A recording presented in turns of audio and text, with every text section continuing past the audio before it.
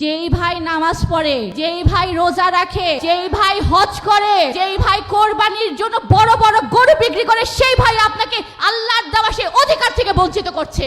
সংসারে আপনার কথা বলার কোনো ভয়েস আছে? আপনার পরিবার, আপনার স্বামী কথা শুনে না, বললে বলে চুপ কর, তুই কত বুঝোস, তোর কথার দরকার নাই, আমরা আছি তাই বলে না। আপনি সমাজে কোনো কথা বলতে পারবেন না, আপনার কোনো অধিকার নাই।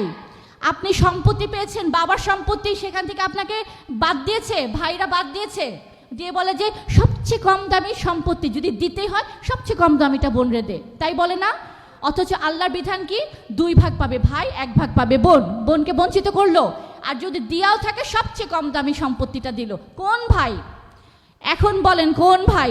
যেই ভাই নামাজ পড়ে, যেই ভাই রোজা রাখে, যেই ভাই হজ করে, যেই ভাই কোরবানির জন্য বড় বড় গরু বিক্রি করে, সেই ভাই আপনাকে আল্লাহর দেওয়া সেই অধিকার থেকে বঞ্চিত করছে।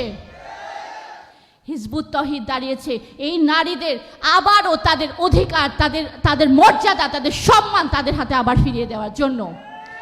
এবং সেটা তখনই সম্ভব হবে যখন আমরা একদল মুমিন আল্লাহর মনোনীত ইমামের নেতৃত্বে, আল্লাহর রসুলের দেওয়া সেই কর্মসূচিতে ঐক্যবদ্ধ হয়ে জীবন, সম্পদ, স্বামী, সন্তান কোরবান করে আল্লাহর এই দিনকে প্রতিষ্ঠা করতে পারবো।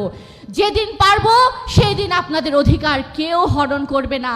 সেদিন আপনি একা টেকনাফ থেকে তেতুলিয়া, রূপসা থেকে পাথরিয়া একা একা যাবেন, গায়ে স্বর্ণের অলংকার পরিহিত সুন্দরী যুবতী হয়ে আপনি হেঁটে যাবেন, একটা পুরুষ আপনার দিকে কুদৃষ্টি দেওয়ার মতন থাকবে না।